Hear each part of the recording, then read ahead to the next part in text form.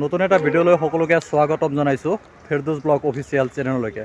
মই আছোঁ এতিয়া তেজপুৰ ডেকাৰ গাঁৱত। আৰু ডেকাৰ গাঁও মই কিয় আহিছোঁ আপোনালোকে নিশ্চয় জানে, মই এখন টিঅ' প্লাছ লৈছিলোঁ আৰু টিঅ' প্লাছখন মোৰ প্ৰব্লেম হৈছে, মানে ছাৰ্ভিচিং কৰিব লাগে আৰু চাৰ্জাৰৰ কিবা প্ৰব্লেম হৈছিল, সেইকাৰণে মই আহিছোঁ। যদি আপোনালোকে লোকেশ্যন পোৱা নাই আচলতে ক'ত আছে এই ছাৰ্ভিচ চেণ্টাৰখন, তেনেহ'লে আপোনালোকে ভিডিঅ'টো শেষলৈকে চাই থাকিব আৰু চেনেলত যদি নতুন হৈ থাকে তেনেহ'লে ছাবস্ক্ৰাইব কৰি দিব।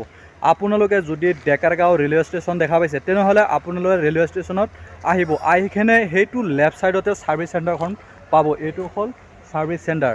আমাৰ মহেন্দ্ৰৰ টিঅ' প্লাছ নহয়, মহেন্দ্ৰ কোম্পানীৰ গাড়ী ইয়াতে ছাৰ্ভিচিং কৰা হয়। আৰু এইটো হ'ল ৰেলৱে ষ্টেচন, এইটো ডেকাৰগাঁৱৰ ৰেলৱে ষ্টেচন এইটোৱে হয়। এইটো দেখা পাইছে, এইটো হ'ল ৰেলৱে ষ্টেচন।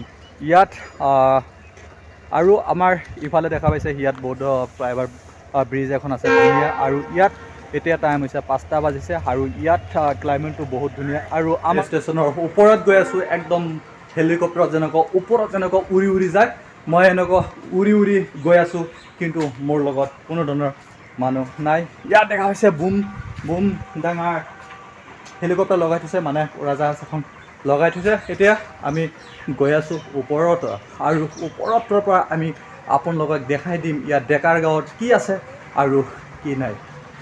সেইটো জেগাৰ নামটো কি, কিন্তু ৰেল ষ্টেচনত কিন্তু মানুহ চানুহ নাই, বহুত কম আছে। আপোনালোকে দেখা পাইছে ইয়াত এটা ছোৱালী বা কি কৰি আছে নাজানো আমি। ঠিক আছে, ইয়াত পাব্লিক প্লেছত মানে ইমান মানুহ চানুহ নাই, বহুত কম আছে। সেইটো হ'ল ওপৰৰ পৰা যদি আমি দেখাই দিওঁ, এইটো লেন্সাৰ কিন্তু বাইপাছ লেন্সাৰত পৰিছে।